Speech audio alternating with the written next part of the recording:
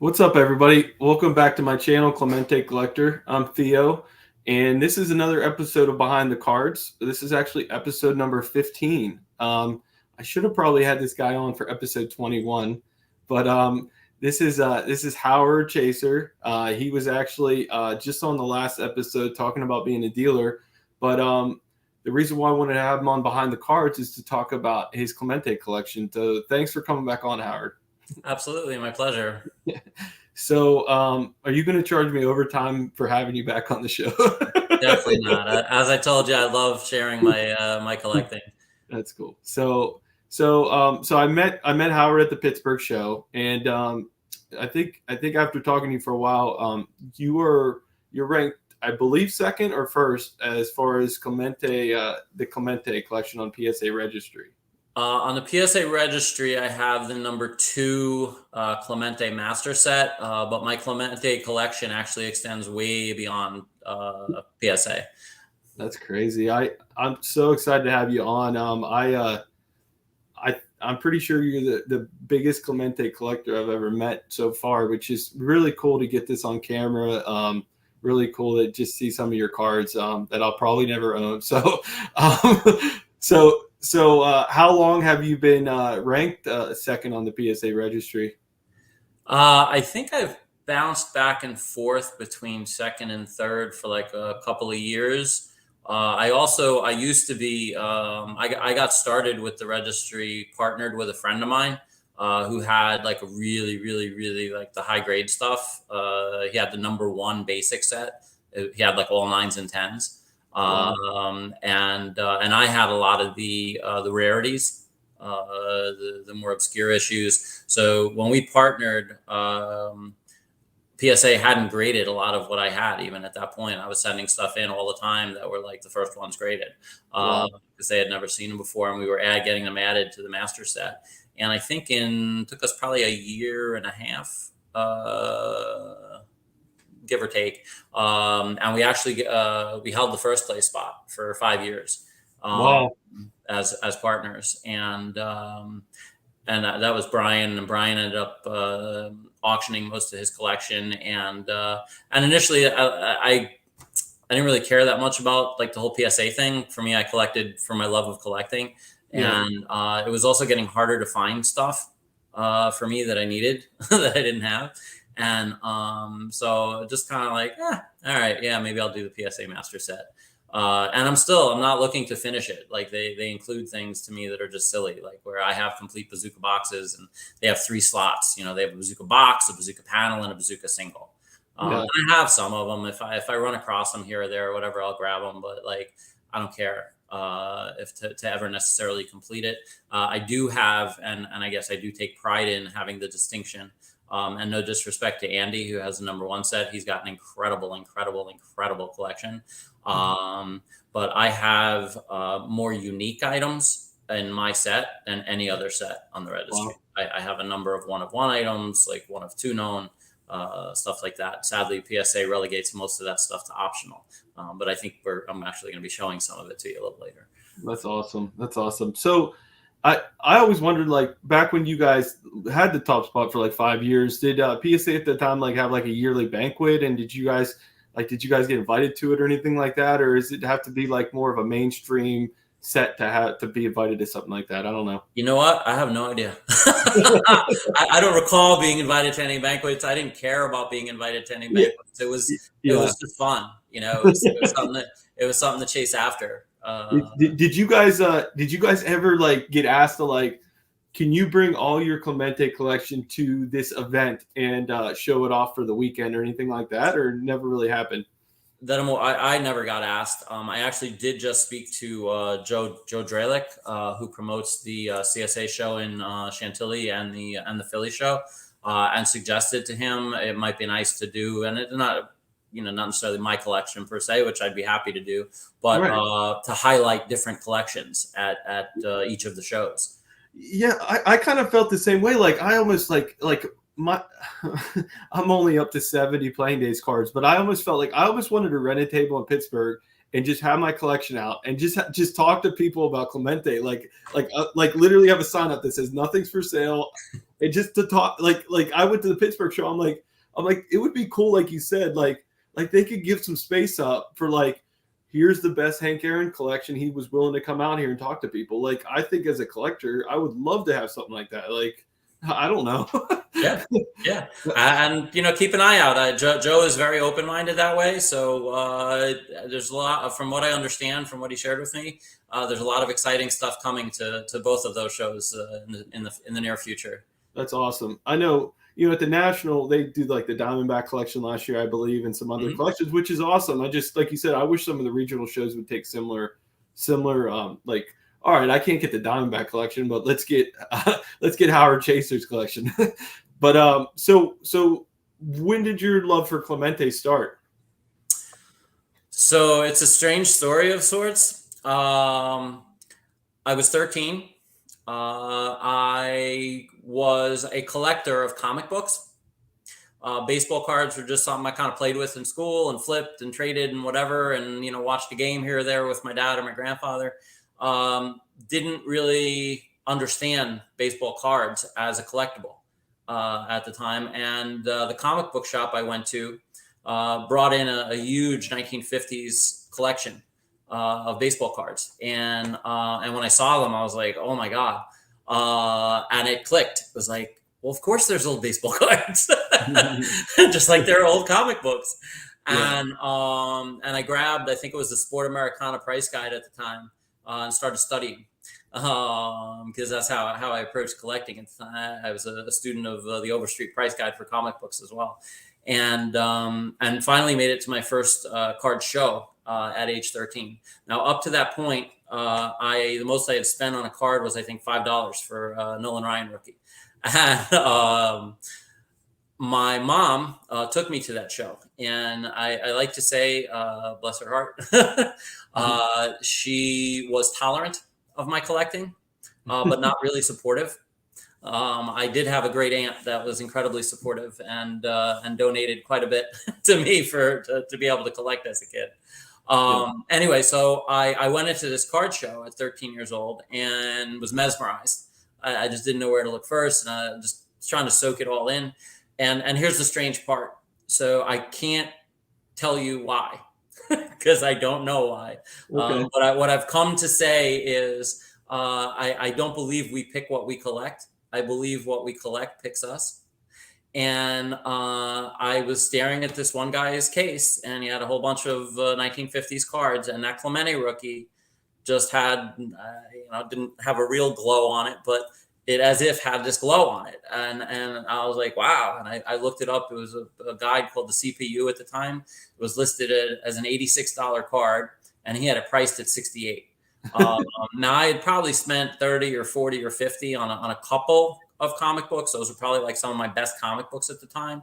So $68 for a baseball card was a huge stretch. And especially, not to date you, but around what year was that? That was 1980. Okay. So, and it would be a huge stretch. I'm like, the first thought that popped into my head, like, there's no way I'm going to be able to try to talk my mom into this. It's just not happening. Yeah. And for whatever reason, I felt like I had to have that card. Wow. And my mom came, and she's like, "You ready to go?" And I was like, "Yeah, I just want to show you one thing." And take her by the hand, take her over to show her the Clemente rookie. She's like, "That's great. You ready to go now?"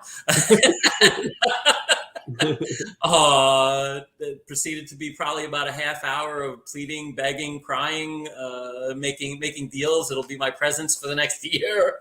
The dealer felt bad. He dropped his price to $48, and mom finally caved. Oh my God! I still have that card.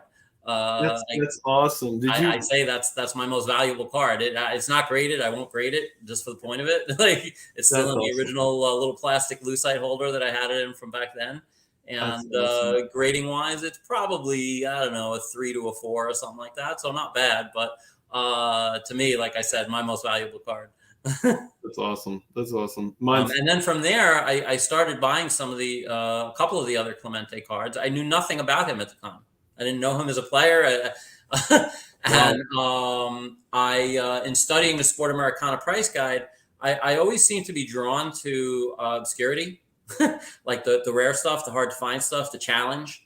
Yeah. And I was learning about all of these like weird sets, these food sets and wiener sets and bazooka cards and all that kind of stuff. And I'm like, wow, that's so cool. And I was like, I've never even seen any at the show or at the store that I went to. And I was like, well, I don't have the kind of funds. I'm not gonna be able to collect sets. And I started noticing Clemente was in a lot of them. And I was like, oh, you know what? Maybe I'll start looking for some of the Clementes. Just so I can have like an example of a card from each set, and I have the Clemente rookie, so it'll go good with that. And it wasn't really until probably I graduated college that I really started actively pursuing collecting Clemente cards really hardcore. And I thought it was really hard at the time. I thought I was too late to the game. I would go to shows and like nobody would have anything until I started going to the Pittsburgh shows. And then I was like a kid in a candy store.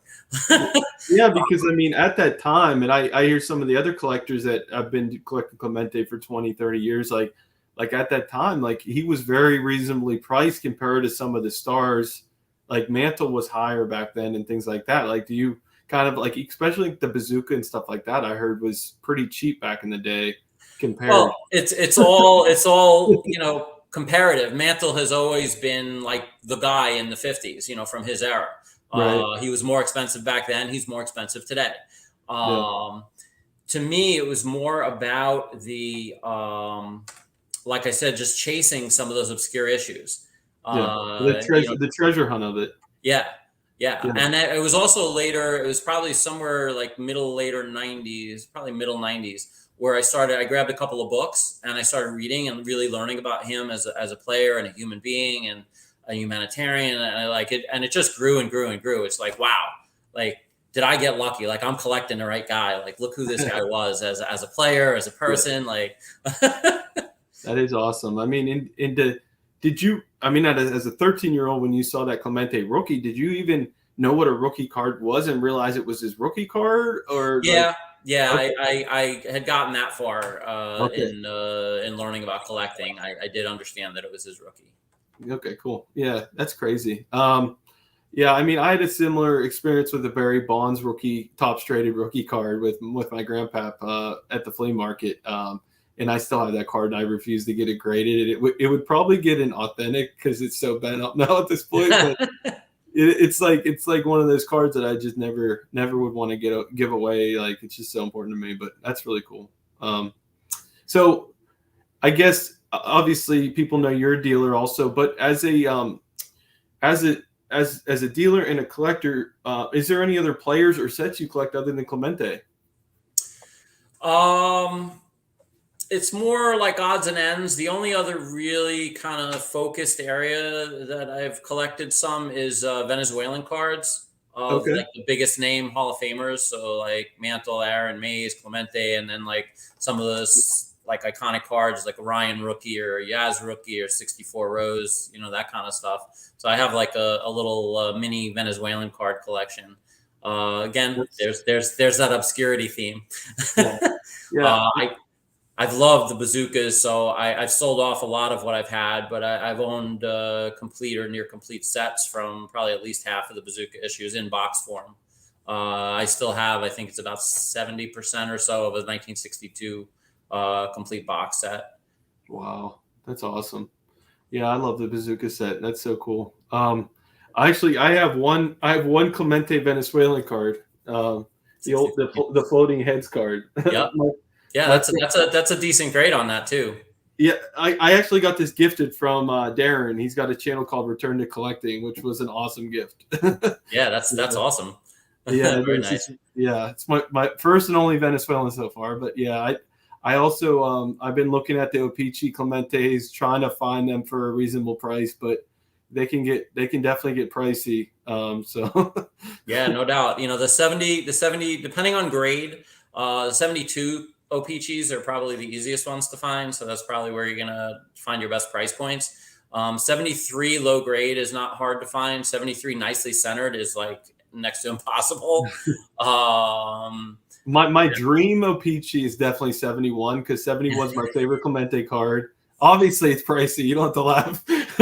But I love the back. I honestly think that back is so much better than the US back. I agree. It's a beast of a card. I think I just looked at the population recently because I picked one up, but I think the total population, any grade in PSA, is like 60 some odd cards or 70 some odd cards. It's in the semi-high series, I think it is. Yeah. And the production in Canada was just so much less than here in the US.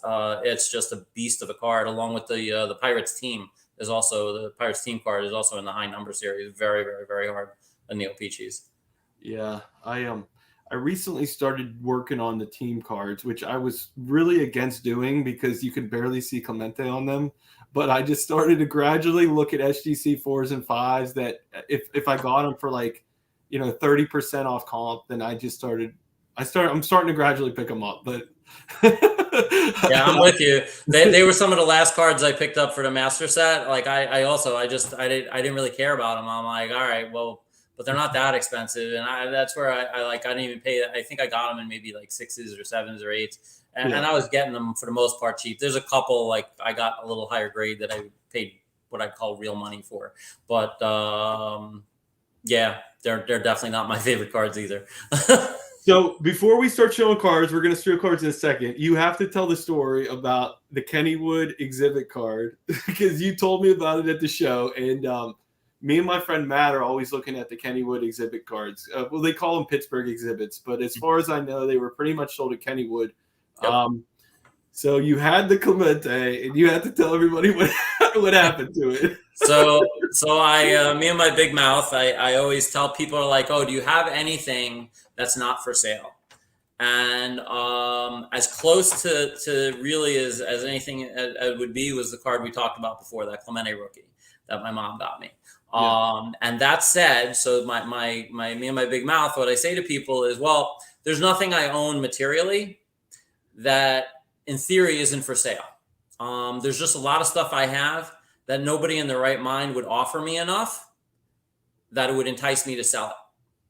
Mm-hmm. So I want to say probably about a half a dozen times over the course of my collecting lifetime, I have been talked out of stuff.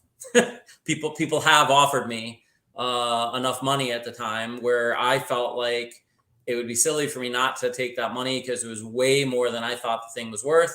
And I expected to be able to replace it for less than what I sold it for, however much time it would take. And as you'll hear with one of the items I'm going to show in a little while, I'm a very, very patient person. So yeah, the 62 Kennywood Pittsburgh exhibit was one of those items that I got talked out of probably about 10 years ago now. And it's the only one so far of those half dozen items that I referred to that I have yet to replace. Yeah, that stinks. What grade was it? Was it PSA grade? It was a 5. 5. Which I think that's the highest graded. You know that emoji? Like, oh, what is he? What is he? Is he the ace? I'm trying to think. He's a 5 of spades. 5 of spades. Okay. All right. Well, let's start showing some cards. So I recently started collecting bazooka cards. I obviously don't have panels or boxes. I think you could probably see right here the 71 back here and an SGC. It's an SGC 3. I got that for my anniversary from my wife. But let's show off the bazooka collection. Okay. So I have completed, and I'll tell the story when I get to the box, but a complete run of all the Clemente bazooka complete boxes. As far as I know, it's the only complete run ever assembled. And we'll start. This is a 1971 box. That's the that doesn't have numbers on it, correct? Because the number. Correct. Yeah, there's a numbered test. We'll get to that in a second. Okay. This is the 71 is probably, and none of them are easy, but one of the easier of the bazooka boxes to find. Nice. So we are just talking about the 71 numbered. So the 71 numbered, as far as I know, does not exist in a box form. Okay.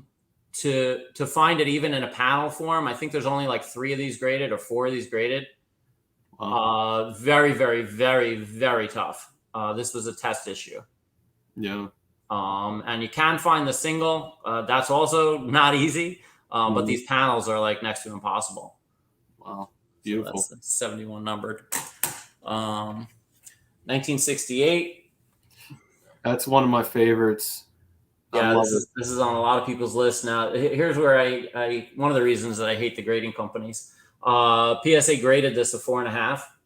I don't know how well you can see it, but this was an uncirculated box. This box never was folded. It never had gum in it. It never sat on a store shelf. This is where I hate the PSA registry, because that should have never been graded. I'm sorry. I know it's a lot easier though to keep safe though in a slab. So and many of these that 68 box, I think that's one of like 4 or 5 graded. All of these are incredibly low pop. In any grade. This is 1967. This is a deceptively difficult one.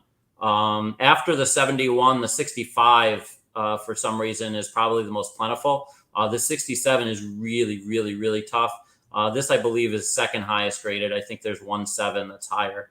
But this also is and these were from the sets that I had. I kept the Clementes. This also is an uncirculated box. Never saw a store shelf. It was they gave it a 4, right? A 4? They gave it a 5. Yeah. Like you said, I honestly would love to see what they ding stuff for. It's crazy. That's where I just like I said, the PSA registry set is just part of my collection, and I try not to pay too much attention. You know, I'm more excited that I have it. I know what it is, whether PSA does or doesn't. This is 1966. So after 71 and 65, this is probably the next most findable one. Yeah, that's awesome. That's a 5 also. That's also an uncirculated box. So here's probably the second easiest after the 71, although if you look at the grade on this, they finally got one right. This is the single highest graded. That's awesome. And an 8. Don't you have a story about how you got some of these boxes? Didn't you buy them from like one person, or did you just pick these up over the years individually? Oh God, there's a lot of stories. Yeah, no, these came from a lot of different places. I guess how do you find an uncirculated box? Was it just a dealer had them? Or was it most of the uncirculated ones I think came from sets that I bought. 2 of them at least I know I had found on eBay. They were just advertised there, and I jumped on them when I saw them. Wow. At the time, I mean, they've gotten a little more price respect in the marketplace of late. At the time, they got very, very little price respect. I saw them and I thought they were stupid cheap for stuff that was so hard to get with all the big name players on them. You know, you got Mantle in those sets, you got Mays in those sets, Aaron in those sets. I was just like, yeah, for that, I'll buy them. And they were tucked away for a long time until people started getting interested and were willing to pay like real money for them. Then I started selling some of the other players. Wow. All right, let's get you back. Moving on. This is another really, really, really tough one. So this is one I had one that was in a little better condition. This was another item that I had gotten talked out of, but this one I did replace, albeit with a lower condition one. Wow. 64. This is super tough. I think there's only maybe like 3 or 4 of these graded. What's the back look like? Nice. So something else that we haven't talked about yet that we're going to get into now. This is 1963. This is another tough box. But between 1959 and 1967, they actually made the boxes in 2 different sizes. So if you look here, see it says 25 piece. Yeah. That's a 1963 box also. See how that says 20 piece? Wow. Do they also put the price on the front or no? Like the price for the gum? So very frequently, if they made it to store shelves, they would have the pricing on them. Most of the boxes I have, because they were uncirculated, don't have pricing on Oh, them. I will show okay. you. There's definitely one later that does. I'll show you that. Interesting. So yeah, the 63 boxes. So theoretically, Clemente boxes exist in both sizes from 1960, which was the first Clemente, through 1967. And interestingly, I have both examples of the two different sizes from 62 and 63. I've seen both examples from 67. I owned them at one point. I traded for, I think, the 62 variant because I thought that was going to be harder to try to find. Wow. And I haven't seen 1965 or 66, which are two of the more common boxes in a 20-piece size. I've never seen a 25-piece size of the 65 or 66 box. Wow. So these 63 boxes also, this is probably two of, I think, 4 total or 5 total examples known. Holy smokes. Now, when we get into 62, 62, ironically, is a little more available box also, probably after 65 and 66. It's a little weird because it's much older, so I don't know why it's more available. But something that's really cool when you start looking at the size differences, the 20 and 25 piece boxes. And when I say this is a little more available, it's the 25 piece that I'm talking about. The 20 piece boxes from 59 to 62 had completely different color. I love the yellow. I love the yellow color. I like that better. So, cool. you're what you're seeing is not your eyes or the screen. The box is out of register. The printing on it. But this is one of two. The 25 piece box, 20 piece box is one of two known examples. So I, regardless of the printing on it, I jumped on it because I didn't expect I'd see another one. So yeah, the fact that there's that color difference is really, to me, really cool. When there's a 20 and 25 piece box, are the panels always the same size? Therefore, the cards are always the same size, in your opinion? Great question. Yes, the cards are exactly the same size. The only thing that's different is the actual box is larger on the 25 piece box. Okay. And then the one of the crown jewels of my collection, and this is the one I'll share the story. This is a 1960 box with Clemente. It is the only known example. I spent the better part of about 30 years, and there's a price you were talking about. I spent the better part of 30 years looking for this. I combed auction catalogs, historic auction catalogs, dealers, collectors. I was offering at a point $100 reward for anybody who could show me a color picture of a real one. For 30 years, I searched for this. I found proof sheets. I found 1960 complete boxes, just a couple of them with other players. And I held out hope that this box existed. And during COVID, I actually found a guy on eBay who had a complete set, which was even more astonishing because at the time, 6 of the 12 boxes in the set, including Clemente, Mantle, and Maze, had no known examples. Oh my God. So this Clemente is still the only known example. The Maze, which is in the collection of an advanced Maze collector, is still the only known example. And the Mantle is today one of 2 known examples. Wow. That's insane. And did you buy the whole collection off of him or just buy the Clemente? Oh, yeah. I was like, that to me, that's ranks right up there. I'd have to think really hard if there was a cooler collection or a cooler find that I've ever encountered. And then you sold the Maze and the Mantle to other collectors, right? Yeah, and the other boxes, yeah. Wow, that's insane. Mine's actually I have it cut out, hand cut, and it's at SGC right now. But it's probably going to get a authentic, I'm guessing. I know it's not as rare as the box. You said there's. Would you say they'd still pop count one or? Yeah, the 1960 is the only known example. Wow, that's crazy. That's awesome. So, so that you showed all your bazooka cards. So, Yep.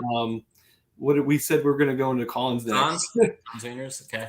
Man, I'm going to have to clean the drool off my table here. So I put these in order from I guess easiest to find to rarest. Okay. And you'll see, and here's where I don't care as much about condition on like team cards or even some of the regular issue Clemente. Like I don't go chasing the 9s and 10s, but on stuff like the cons where I've had opportunity, regardless of the PSA grade on them, but just to find nicer examples like that. This is where I've definitely focused some energy looking for nicer examples. Okay. So this is a 1964 cons. It's one of 2 color issues that they did of Clemente, and it's probably the easiest of all his cons cards to find. You can actually find them in low grade, not too expensive. This of course is a higher grade one. It's a PSA 8, much harder in that kind of condition. Yeah, even with like you said, it not being as rare, I think it's my second favorite cons card as far as image goes. I think it's a beautiful. Yeah, a lot of people love it because of the color image on it. So this is 1963. Nice. Yeah, that's PSA 9. Well, something I didn't realize until and we'll see it here with your collection is what 3 of them have the same picture, but they're zoomed out at different. It's like Cons was very lazy. Yeah, the other thing to know about cons, I think it was from 1961 forward. You could send away for like a complete set. So they are findable in higher grades. Wow. Obviously not easy, but you can get them. They existed. The ones from the 50s, from 57 through 60, they only came out in hot dog packages. So to find anything like even like middle grades is pretty darn impressive. Yeah. So here's a 62. 62. Yeah, and the 63 and 62 and 64. These are all very findable. If you're a little bit patient, they come up on eBay every once in a while or in auctions. These are not that hard. Yeah, so that one's super clean. So you assume that's a mail-in one probably because it's yeah. So yeah, no doubt. And here's 61. That's also an 8. Awesome.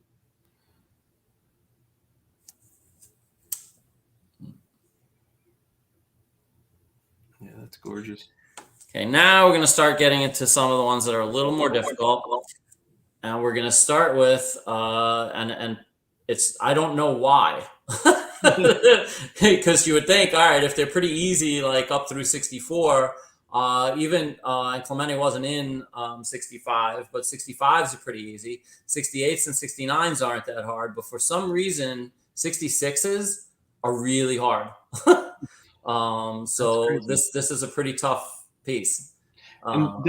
Doesn't that also sometimes you can get that tab on the bottom, or is that the full piece? No, so I actually, I didn't prepare it for today. If we do something again, I actually have an example of this that has not only the bottom tab, but also has the whole wraparound. Oh, wow. It's like 10.5 inches tall. Wow. And they wrapped it around the whole package of hot dogs like that. I think cons, like with the yellow and the red and the symbol up there, I think they did an amazing job with that set. Oh yeah. This is a very, very, very popular card, and like I said, very hard to find for some unknown reason. Available, you can find them higher grade because these also are available as a send away. Oh, nice. So, all right, next up is 1960. So now we're starting to get into, again, the ones that were included in the packages of hot dogs. And anything from 60 on back is definitely not an easy find. The 60 is probably the easiest of them, from 57 to 60, but definitely not easy. I think the pops are probably somewhere maybe in the teens or possibly 20s at the most. Okay. Next up, ironically, is Clemente's very first cons, 1957. Yeah, and it's more affordable than, well, I'm not going to say more affordable, but it's not as expensive as you would think for being his first one, in my opinion. It's still very expensive. This is my number one cons card that I would want to get. I just love the image, and I love that it's his first one. Yep, and this is more easily findable, believe it or not, than the next two I'm going to show you. Yeah, 57. Once again, I don't know why, but that's what it is. So this is 59. This is his second most difficult of his cons cards. And again, to find it in this kind of condition, where it was included in the packages of wieners, very, very unusual. I think there may be like one graded higher, and this may be like top 2 with this grade. And that's the one. That's the one that says it's too hard to read right now, but that's the one that says about his game when his mom came to watch him play. This says the toughest play I have to make. So no, we're gonna get to the one with his mom. That's the hardest one. That's okay. All right. Yeah, the next card, the next cons card is probably one of the most difficult Clemente oddball cards to find. Period. I think there's less than 10 known examples, something like that. Crazy. And in this condition is also insane. There's 1/6 graded higher. I believe there's one other at this grade level. Wow. There hadn't even been a public sale of this, and that's where you're talking about, where they talk about his mom. No, that's really cool that they had that on the bag. His greatest thrill. Yeah, that's awesome. Why is that said so rare? It's just they just didn't print that many. Is that what happened? I've never been able to find anything factual as to why it's so difficult. And ironically, the first time I saw this card, the 58, it was my first show in Pittsburgh, set up as a dealer, and I really didn't know what the heck I was doing, quite honestly. And a guy walked in with one of these, and it was in pretty nice shape. It was probably like middle grade, like this. And he shows it to me. You're interested in this? I was like, yeah. What are you looking for on it? And he gave me a price, and I looked up that price, and it was like at the near mint price in the price guide. And I'm like, well, I don't understand. If I pay you that for it, like, how am I supposed to make any money with it? Not, of course, that I was going to sell it, but and he looked me square in the eye, and he said to me, if you don't want to give me X dollars for it, you have no idea what you're looking at. Yeah. And he was 1,000% right. Yeah. So you did end up passing that one. You passed that one. Yeah. I didn't buy that one, and I paid a heck of a lot more for this one. Many years later, it took me years to find that. I came across a lower grade one that I had for a long time until this one showed up. Yeah, that's insane. Wow. The one that got away, but it happened. So the last thing we were going to talk about is Clemente proof cards, right? Test issues, Topps test issues. Test issues. So how many cards did you bring for this category? 3, 6, 9. Looks like about 12 or 13. Oh my god! I can go through some of them kind of quick if you want. Yeah, that's fine. I'm really enjoying this though. So so first up, this is 1972 Topps cloth sticker. And test issues, for those who don't know, were like experimental ideas that Topps had, and they reached varying stages of production. So some of them were limited to just the test phase. They produced a handful of cards. For whatever reason, they killed the idea. It never got produced. Something like 72 test stickers did get out there in some numbers, as did the next one I'm going to show, the 1969 Topps Super. It's also beautiful. One of my my favorite cards of Clemente visually. Just a beautiful image. So this did get out there in some numbers. It's findable. It's not cheap because it's nowhere near as findable like as his regular Topps cards. But that's 1969 Topps Super. Yeah, that's the same image I used for the poster, actually. Yep. And then this is much harder. So this is a super proof. Wow. This was taken off a proof sheet. It was so it's square cornered, where the issued one was round corners. Awesome. And this is blank back, where the issued one is a printed back. There is an example of a proof in a printed back as well. I think any of these are probably like Pop 1 or Pop 2, the proofs. Crazy. Yeah. Okay. That's Next up, 1967 Topps Pirate stickers. Once again, this did make it to production, so these are a little more findable than some of the test issues. Pretty cool experimental visual issue. There were actually 2 Clemente cards in the set. That's the other one. Is that one an 8 too? Jeez. That's a 9. Oh my gosh. I've definitely seen those. They're pricey, but not that high a grade. Yeah. And these are blank back end. There's like a sticker line here. You'd peel the sticker. It was intended to be stuck on something. That's awesome. Next up is 1968 Topps plaque checklist. Oh, those can be pricey. Yeah, so this for a long time was one of only, I think, 3 examples that had a numeric grade. There was a 7, there was this 4, which was the second highest graded. I think there was a 2 and a 1.5, and then everything else was just authentic, because most of the examples were cut off of uncut sheets and they weren't cut very well. Wow. But there was just a find, I want to say somewhere in the last 3 or 4 years. So there are now a lot more numerically graded examples out there. It's findable. And this went with, so these are actually much easier to find than these, which is the actual plaque. To me, it's one of the ugliest issues that Topps ever did. Clemente looks nothing like Clemente. This is how they were issued in 3-player sprues. There was also a find of these not too long ago. Well, maybe it was too long ago, probably about 10 years now. There are 2 different 3-player sprues with Clemente. I only have this one for now, and I also have a single Clemente. So the checklist was for those. Yes. I honestly never knew that. I never seen that before. Can we see the checklist a little bit closer, because it's got other Hall of Famers on it, right? Yep. Oh yeah, it's loaded. Willie Mays, Pete Rose, Ron Santo. Who's on the back? Is it other players on the back too, right? Yeah. Yeah, Hank Aaron. Oh my gosh. So you're not only fighting Clemente fans, you're fighting Hank Aaron and Willie Mays fans too to get that card. That is correct. Oh my gosh. Yeah. Okay. Next up, 1967 Topps punch outs. Mm-hmm. These also were issued, but very limitedly. They came in panels of 3, and you had to separate them to get the individual panels. Clemente is actually one of just a couple of players with 2 different variations. This is I'll say easier, and when I say easier, I think there's less than 10 of them known. Wow. This is the harder one. And if you look at Clemente really carefully, one has a stadium background, and the other has a gray or blank background. And since I haven't done a ton of research on them, I've seen them, but what's the deal with how is it a game? How does the punch outs work? Like, what did the kids do back then? It's some type of game. There's actually instructions on the back how to play. Wow. But I've never really looked at it that close.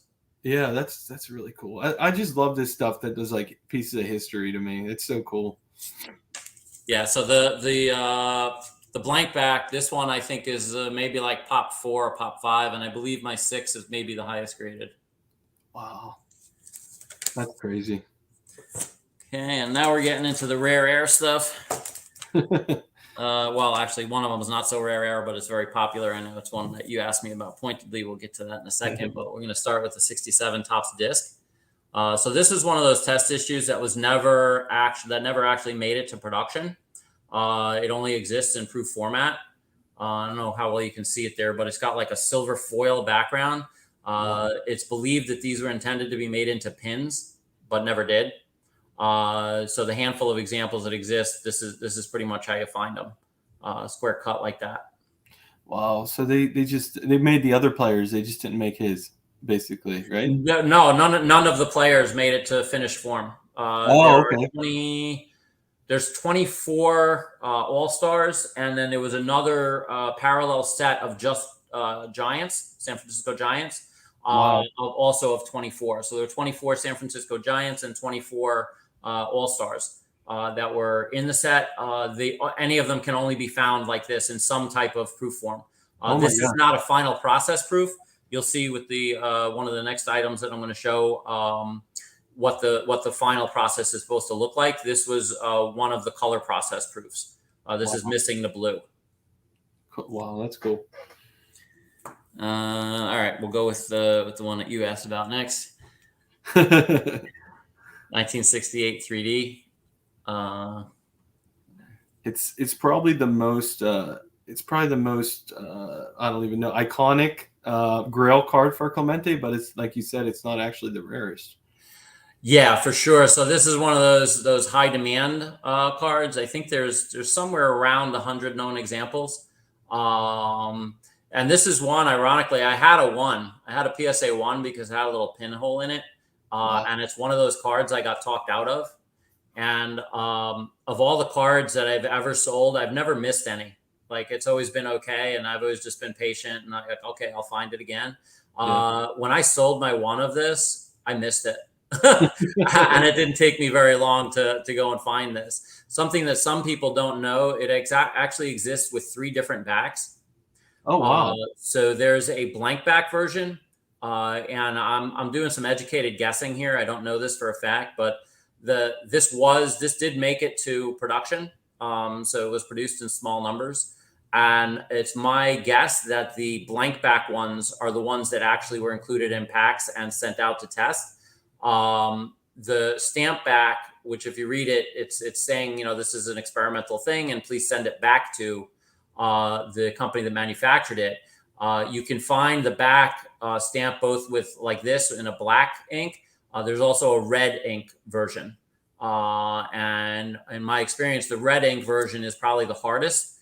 Black ink version right behind it. And then the blank back ones are the easiest to find, albeit pricey. And this also, even though it's definitely nowhere close to the rarest, is also one of my favorite Clemente cards. Just visually, it's like you said, it is iconic. Yeah, that's my Grail Clemente card. Did the pinhole one the same back as this one? I believe it was. I believe it was the printed back. Yeah. Well, I didn't even know that. That's really cool. Yep. Is that a little bit bigger than? Is it a little bit bigger than like? It's a little bit taller than a standard card, right? Nope. It's the same size as a standard card with rounded corners. Wow, it looks bigger. Just visually. It's like weird. The presence of the card just makes it bigger. I guess so. I don't know. It almost looks like a top super card just while you hold it. Yeah, no, it's just a stunning, beautiful. It's a work of art. It's really, I'm with you. Like, it's a beautiful, beautiful card. Okay, so next up, this is a 1968 Topps disc. In 1968, Topps went to try to do the pin thing again, and once again, it never made it to production. 67s aren't easy. I want to say there's probably less than 10 known examples of the 67. 68s are next to impossible. This is literally the only 68 Clemente disc I've ever seen. Wow. I bought an uncut sheet and cut it up to get this.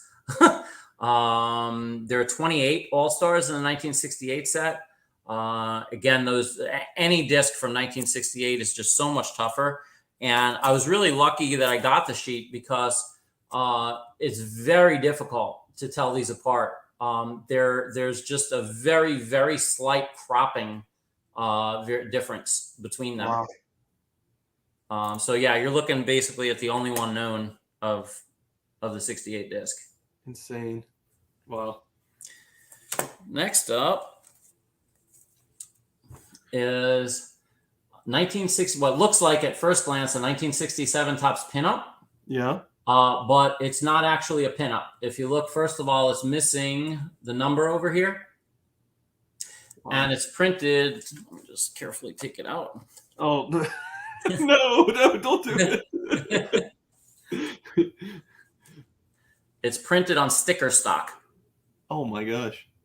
I have shown this to a number of people, a number of guys who specialize in oddball stuff. You can also see it's a much glossier finish than the pinup. Now, I have had this under magnification. I have showed this to experts. Everybody believes it's legit. And we think it's the best guess is it's a one-off prototype. I've never seen another player done like this. Something that entered my mind is it could have been like a predecessor to the 67 pirate stickers when they were playing with the idea of a pirate sticker idea. They may have just like run this to kind of see what a Clemente image might look like on sticker stock. Interesting. So that's also a one of a kind. Wow. And I have saved for last a piece that most people have never seen. I've never seen an example sold publicly in the last 30 years. I got this from a private collection probably about 20 years ago. You gotta love the big SGC slabs. Yeah, this is a 1967 Topps Giant stand-up. Wow. There's probably, this is bigger, almost like postcard size. You can see that they exist actually in two different versions. This is a die cut version. You can see it's like die cut around Clemente's head. This was similar to the 64 Top stand-ups. This was intended to be punched out and stood up. Wow. There's like a little base. I don't know if you can, how well you can see it here. But this, I can't even begin to speak to the rarity of these things. There's probably like 2 or 3 known examples of the die cut ones and maybe another 2 or 3 of the proof ones. So they never got released to, never got released to public? Is that why they're so rare? Correct. Yeah, this was one of the ones that falls into that category. They came up with the idea. They produced a very small number of them. Although ironically, there is a known wrapper and there is a known box. That does call into question the fact that it wasn't issued. But there's so few of these of any player. People duke it out when these things come up for auction or when they're offered even privately. Does SGC automatically grade that an A since it's a proof or a test issue? I don't know. I don't care. No, they actually graded this a 2. Oh, okay. Interesting. Yeah. Obviously the grade doesn't matter. I know PSA, when it's a test proof, they tend to just do A on everything, I believe. Right. They did that like on the discs. And I had this in a PSA holder first, but I think PSA actually did a little damage because the holder that it was in was much thinner. And this is a very thick card. So I took it out of the PSA holder. I kept the numbering, whatever. So it's part of my PSA master set. They relegate it to optional anyway, because it's a test issue. But yeah, I liked it a lot better in the SGC holder, like we were talking about in the other video. Yeah. I have some top super cards in SGC holders, and they don't have enough variety of sizes, in my opinion. It's like in like the slab's this big and the card's this big, and it like feels like I'm holding like a tablet or something, and I don't know. Yeah, they could do a better job with some of the larger size issues. Oh my gosh, that was amazing. So to give some people some background, obviously with Howard having this extension collection, we had to narrow down what to show today. Basically the stuff I wanted to see, because it's my channel. But I would love to eventually, have you back on the show again and to pick some different categories of cards. I think this was a lot of fun. Sure, would love it. Like I shared with you, I love sharing the collection. Like having it is fun, and having assembled it and chasing after everything has been really fun. But as much fun, I love sharing with other Clemente collectors and letting people know what's out there, and adding things to want lists and, and stuff like that. That's awesome. Well, what we need to do is, before we leave, we need to get a thumbnail for people to see. So if you can hold up the 3D card, we'll take it. I'll take a screen grab of this, and we'll do a quick thumbnail. Okay. I'll point to it. Nice. Tell me when I got the light. That's good. Okay. You got it? Good. Yeah, I'm good. I can grab that. This was a lot of fun. In case somebody didn't watch when you came on and talked about what it's like being a dealer at the National, you should go back and watch it. It's really cool. But if they don't, give yourself a quick plug for the National in case somebody watches it and it is going to the National, where you're going to be at and stuff. My name is Howard Chasser. Name of my company is a few of my favorite things. I'll be at booth 1034. And stop by. I'm buying, I'm selling, I'm trading. I love just talking hobby, talking Clemente, Yeah. That's awesome. Well, thank you so much, Howard. I appreciate it. And I hope, like I said, I hope we can get together again. And I'm definitely going to be hanging out at your booth, talking to you at the National. So Awesome. I look forward. Awesome. Well, thanks everybody that watched this. You guys have a good one. See you on the next one.